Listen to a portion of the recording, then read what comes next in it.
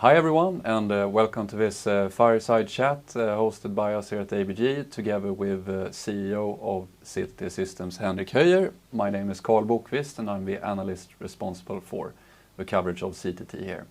So as we now enter the fall of 2025 and we are in September, it's been not too long ago, Henrik, since you had your Q2 report.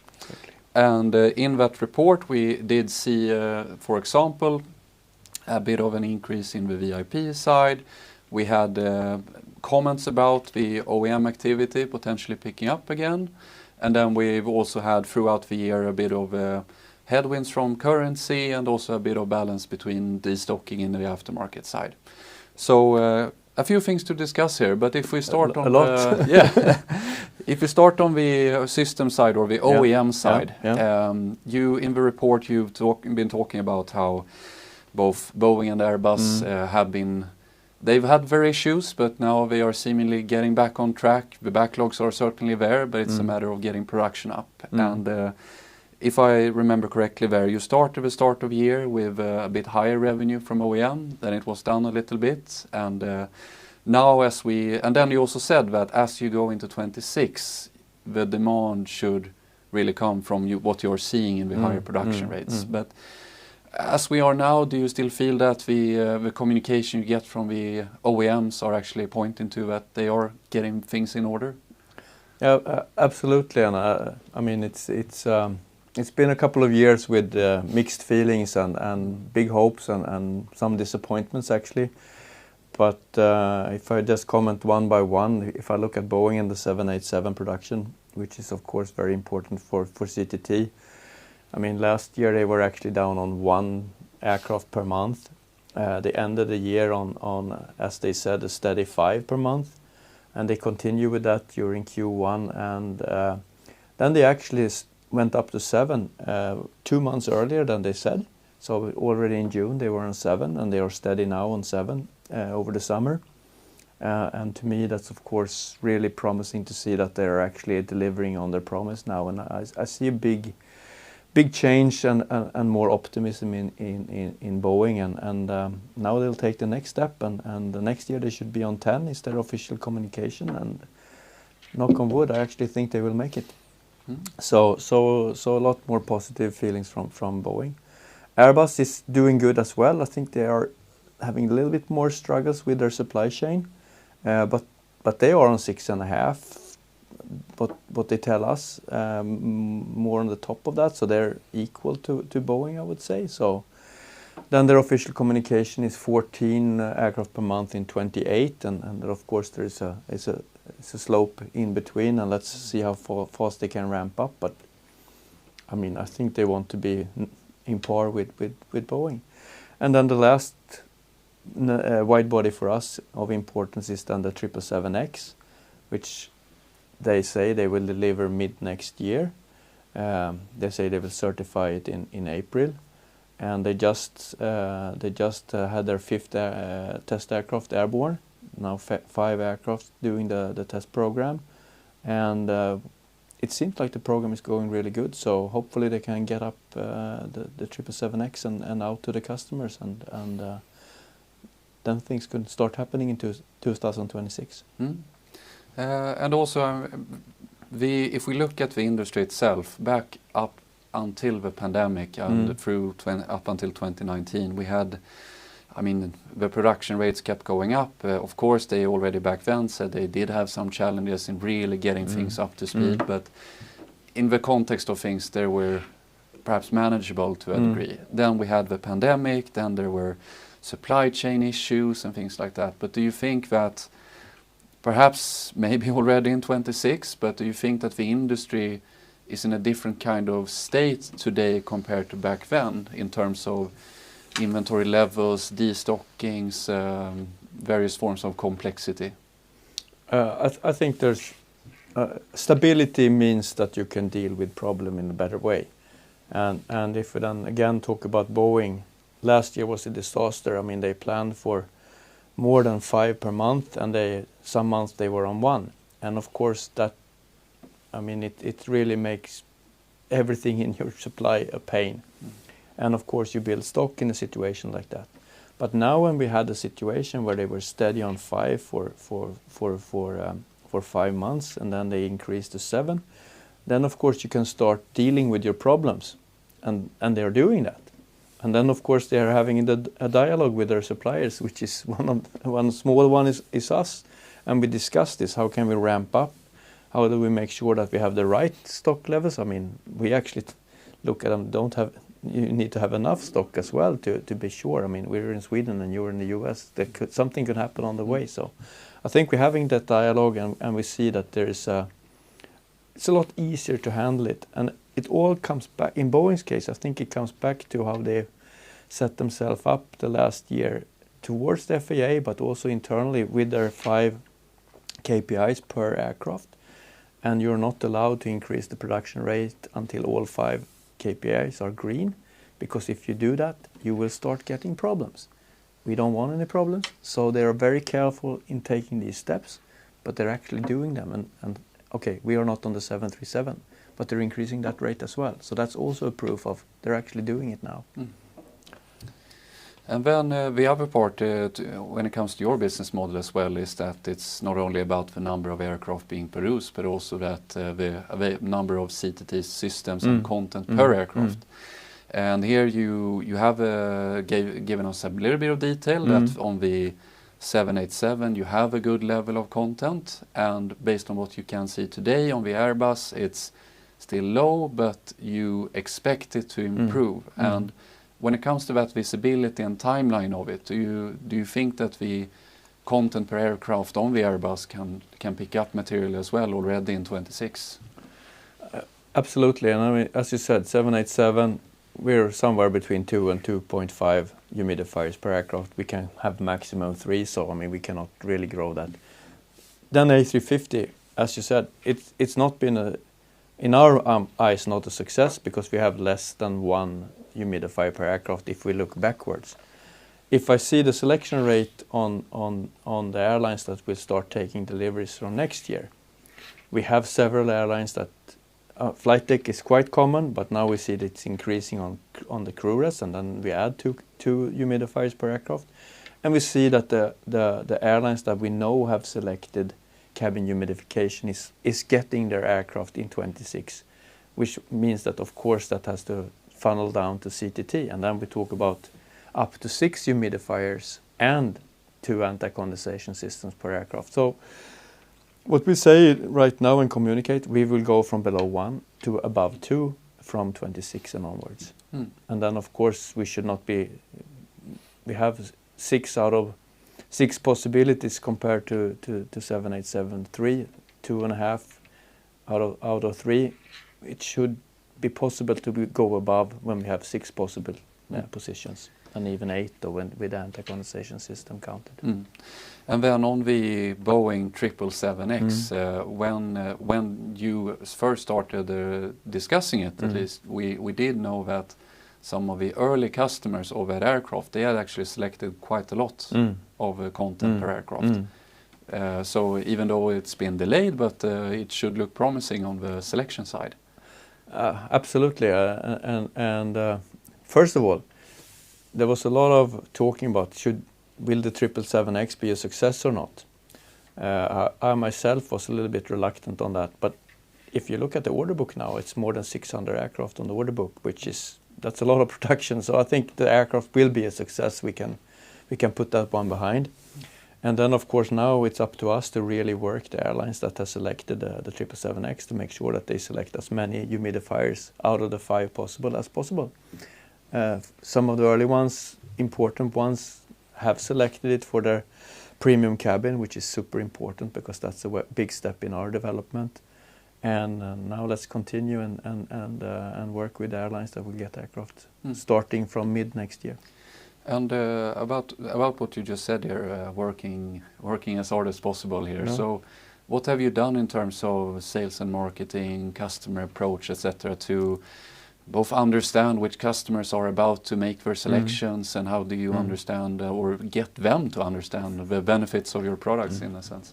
But I think there's 2 layers of marketing that we really try to focus on.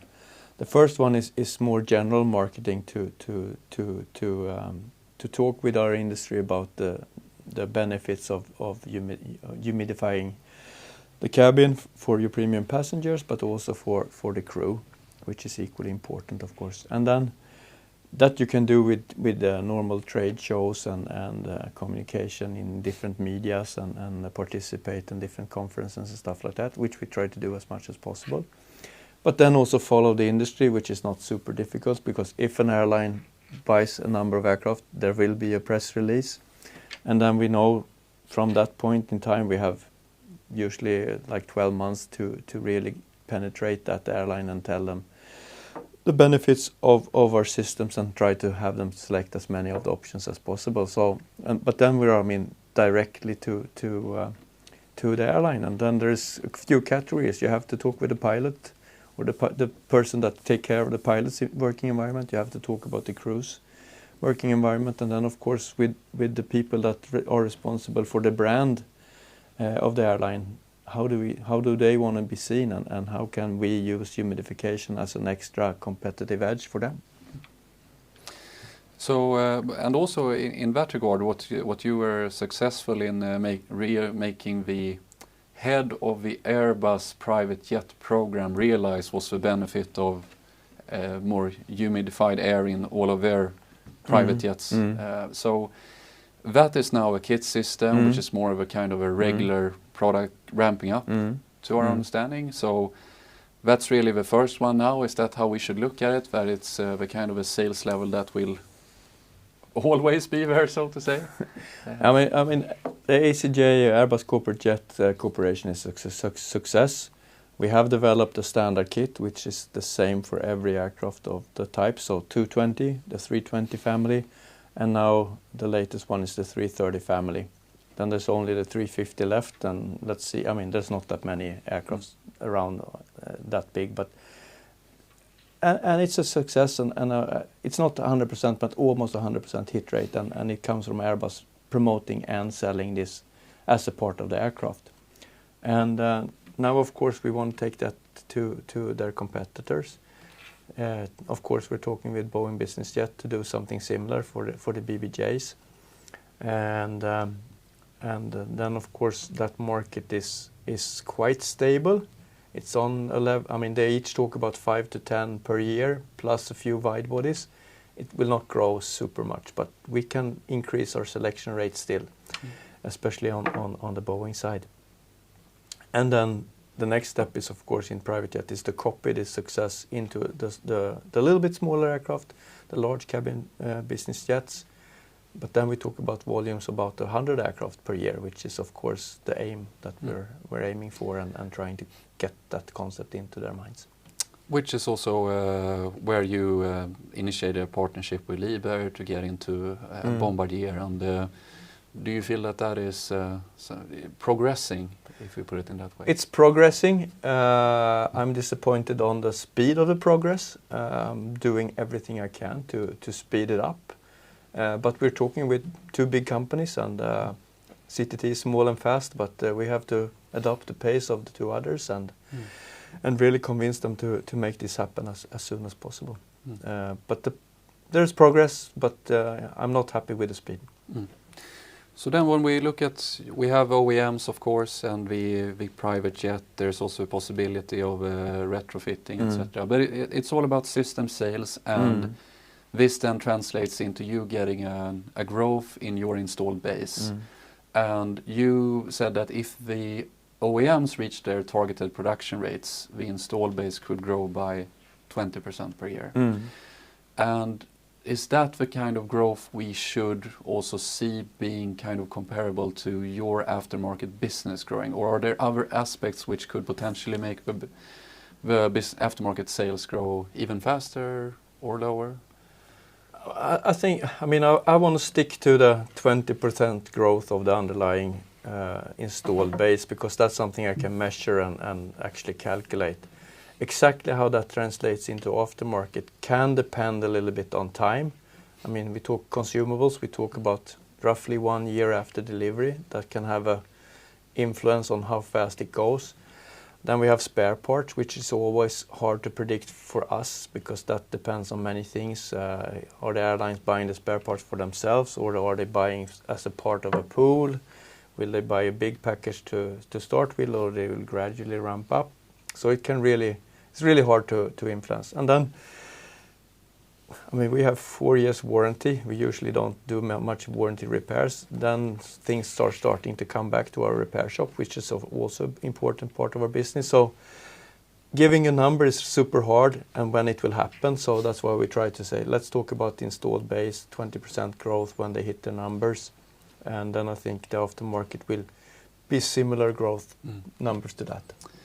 And in a given quarter or so, you have had variations because of inventory adjustments, and also perhaps in a kind of a quarter or so effects from lower quality, lower priced competitors on the aftermarket side. So how do you work on trying to improve your visibility on the aftermarket, more or less? I mean, I think we had quite good visibility all the time, but of course the events the last couple of years has made us do even more, and I think we're more or less improving every day in how we work through our distributors, how we actually have our own personnel right now that actually is approaching the airlines as well, and thereby building a relationship with the airline, not only the distributor. And I think all these things that we improve gradually, it's more or less like lean manufacturing, small steps every day to be better, have better visibility, and thereby also trying to make sure that nobody's, I mean, it's great to sell something, but if it only means that there's a stock of something, it means that I will sell less in a couple of months. So let's try to mirror the underlying demand from the airlines. That's the best for us, and that is actually steady and always growing. So let's try to get the chain to behave the same way. And it's not super easy, but we are better and better every day. So deliveries of systems, deliveries of consumables, etc. You, of course, have it sent from Sweden out across the world, which leads us to tariffs. And you have talked about it a little bit in the prior quarterly reports, but things have changed now. And what is the latest in terms of effects that have been impacting you? So I mean, we came, I think, take one step back. We came from a situation where we, as everybody else, were affected by the 15% between EU and US. Boeing, again, trying to protect their ramp up, said, we take care of it. So they actually paid the 50% tariff importing into the US.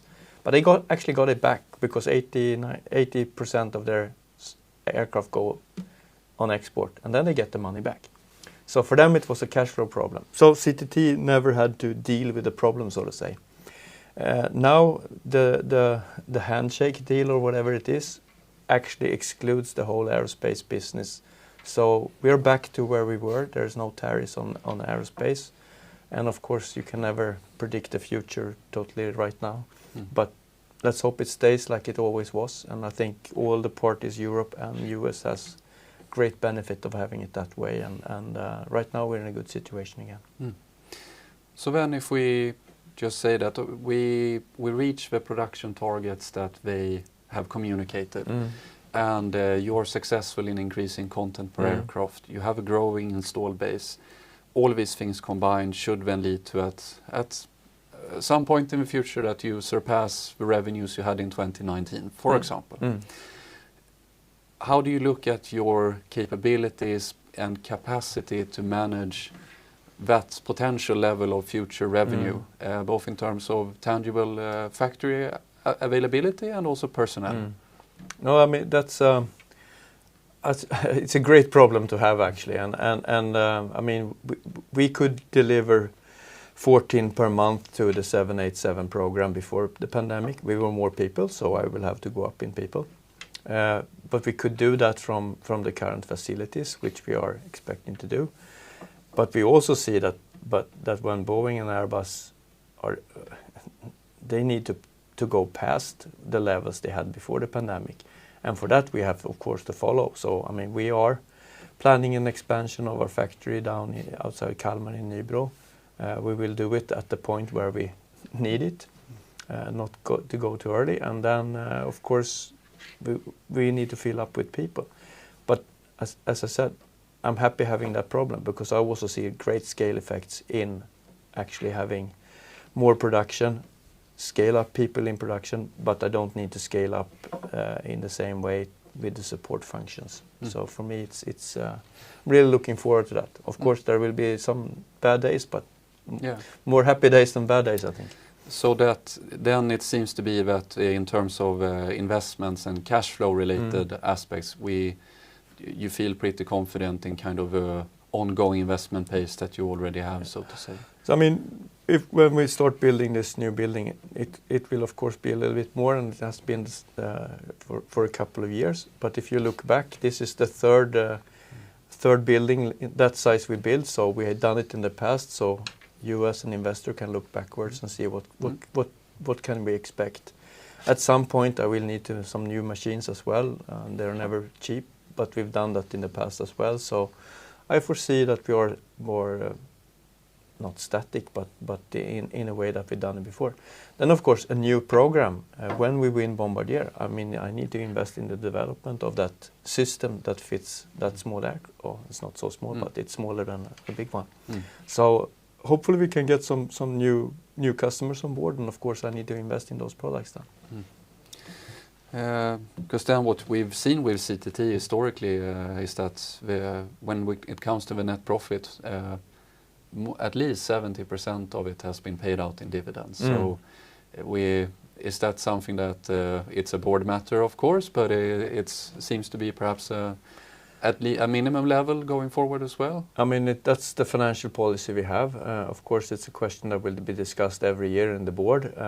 But right now, that's quite solid, I would say. And we don't foresee that we would change that in the near future, at least. So let's continue with that as a benchmark.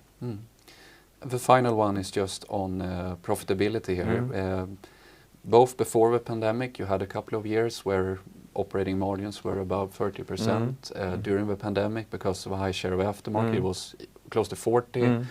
This year we have currency headwinds and so on, but we still have system sales at a low level. So when you look ahead, you don't have a financial target on margins, but the ability to have a level close to 30 as you get more volumes, perhaps, despite the negative mix. Is it something we can at least consider? I mean, I mean, it's not the firm target, but that's of course our benchmark. If we could do it before the pandemic with the mix like before the pandemic, we should be able to, with the same scale, we should be able to do it in the future.